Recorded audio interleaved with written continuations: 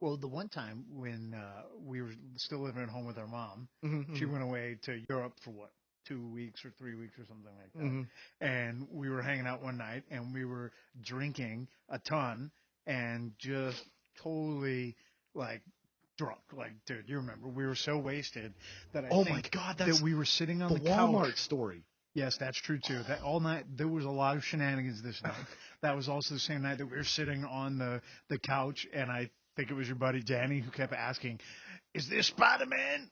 Are we watching Spider Man?" And it was Spider Man 3.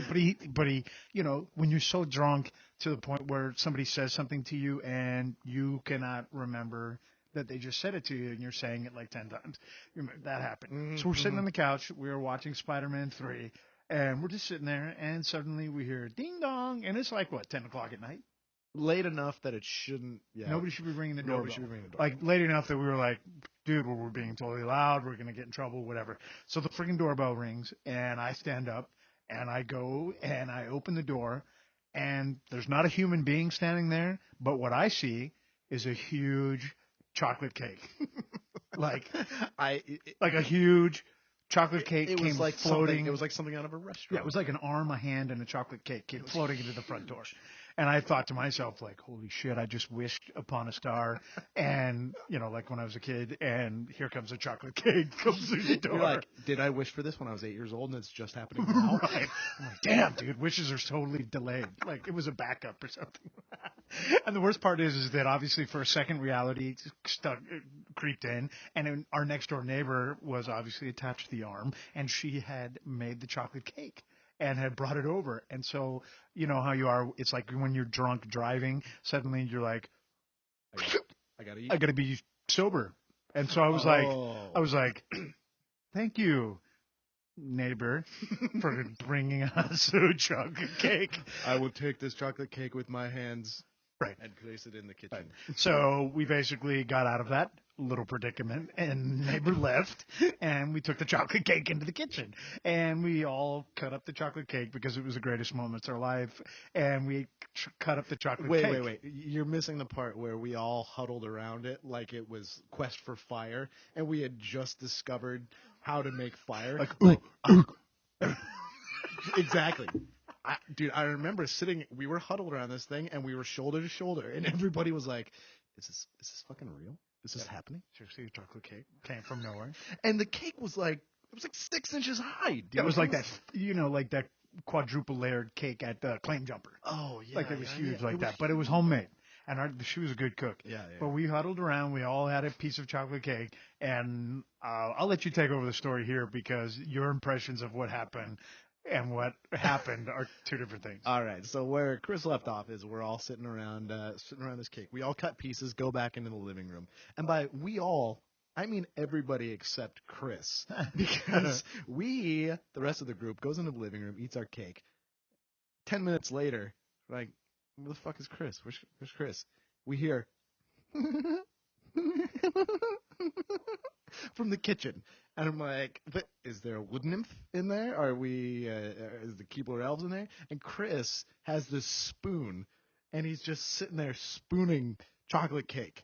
I mean, dude, I'm sorry, I'm talking to the audience, not you. I forgot you were here. And you're just spooning this cake, dude, and just giggling. And you have the biggest shit-eating grin on your face. And we're just busting up. And we're like, Chris, come on, dude, come back into the movie. And you're like, yeah, okay, yeah, okay. And so we turn around. Like another 20 minutes goes by, and we're like, where the fuck is Chris again? We go into the kitchen. Cake's gone. No Chris.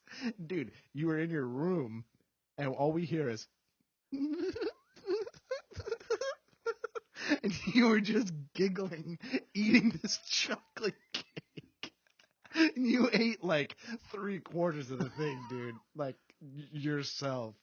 Right. Did I mention that I'm now diabetic, by the way? Because of that night. Because I ate the holy grail of drunk stories. That's because we bought that punch. Remember, dude? It was around Christmas time or so. Oh, that shitty Walmart punch. And it was like that weird pink orange color, and it Right. had a big picture of Santa Claus on it. Yeah, the kind of punch that like cheap companies use at their Christmas parties, and they mix it with Kool-Aid to make it like festive. Festive holiday punch. I don't even know if you could call it punch. You might have to Reindeer's blood or something. No, drink.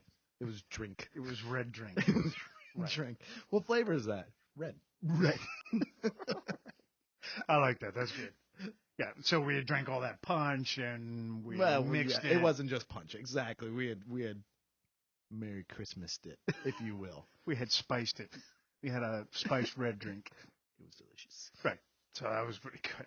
But that's, yeah. Seriously, there's something that goes on in my mind, and we've talked about this, that when I'm drinking, I have either stupid human pet tricks, stupid human tricks, Chris, or I have angry, incredible, rage in the cage. Hulk smash. Right. When we're drinking. I mean, I've had stuff where I decided, hey, that street sign looks really cool. I'm going to go ahead and steal that. Problem is, it's like a 6-foot tall street sign with a fucking 30-pound brick of concrete at the bottom of it. I got to steal that story from you then. Okay. Same situation. Me and my friend Matt are at home, and you and Adam had gone down to the Alamo, right? And we're drinking pitchers of margaritas. You two come busting in the backyard, dude, like a friggin' tornado. And you're like, shh, shh, shh, hey, guys, doing that drunk, quiet voice, where you're whispering louder than Billy Mays, You're like, we got a sign. I sound kind of like Gollum.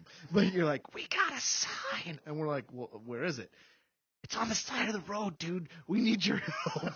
And I'm like, what kind of a road sign did these guys get? So we walked down the hill, and you guys... Dude, this is a huge, hill. One of those hills that when you're a kid, you think it's like Mount Everest.